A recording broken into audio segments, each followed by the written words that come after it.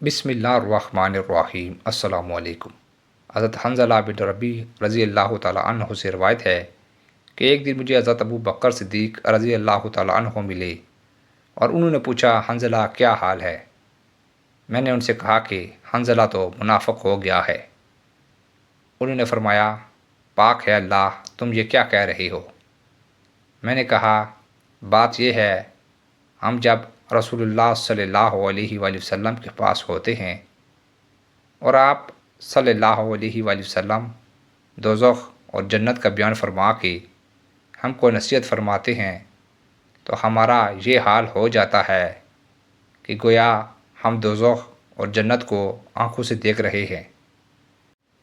پھر جب ہم آپ صلی اللہ علیہ وآلہ وسلم کی مجلس سے نکل کر گھر آتے ہیں تو بیوی بچے، زمین اور کھیتی باڑی کے کام ہم کو اپنی طرف متوجہ اور مشغول کر لیتے ہیں اور پھر ہم بہت کچھ بھول جاتے ہیں۔ حضرت ابو بکر صدیق رضی اللہ تعالیٰ عنہ نے یہ سن کر فرمایا کہ اس طرح کی حالت تو مجھ کو بھی پیش آتی ہے۔ اس کے بعد میں اور حضرت ابو بکر صدیق رضی اللہ تعالیٰ عنہ دونوں چل دیے اور رسول اللہ صلی اللہ علیہ وآلہ وسلم کی خدمت میں حاضر ہوئے۔ میں نے اپنا حال بیان کرتے ہوئے عرض کیا کہ یا رسول اللہ صلی اللہ علیہ وآلہ وسلم، حنظلہ تو منافق ہو گیا۔ آپ صلی اللہ علیہ وآلہ وسلم نے فرمایا، یہ کیا بات ہے؟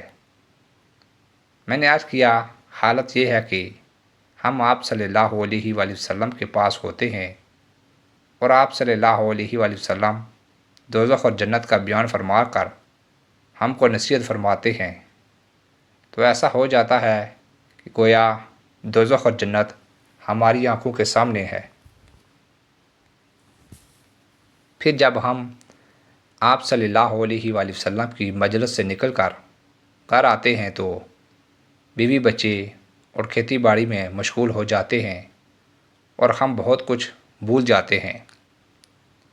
یہ سن کر رسول اللہ صلی اللہ علیہ وآلہ وسلم نے فرمایا، قسم ہے اس ذات کی جس کے قبضے میں میری جان ہے، اگر تمہارا حال ہمیشہ وہ رہے جو میرے پاس ہوتا ہے اور تم دائماً ذکر میں مشغول رہو تو فرشتے تمہارے بستروں پر اور راستے میں تم سے مصافحہ کیا کریں۔ لیکن ہے حنظلہ، اللہ نے اس کا مکلف نہیں کیا ہے، بلکہ بس اتنا ہی کافی ہے کہ وقتاً وقتاً یہ ہوتا رہے۔ یہ بات آپ صلی اللہ علیہ وآلہ وسلم نے 3 دفعہ ارشاد فرمائی۔ حضرت حنظلہ رضی اللہ تعالیٰ عنہ کی اس روایت سے اندازہ کیا جا سکتا ہے کہ صحابہ کرام رضوان اللہ تعالیٰ اجمعین میں آخرت اور دین کی فکر کس درجے میں تھی کہ اپنی حالت میں معمولی تغیر اور ذرا سا انحطاط دیکھ کر وہ اپنے پر نفاق کا شبہ کرنے لگتے تھے۔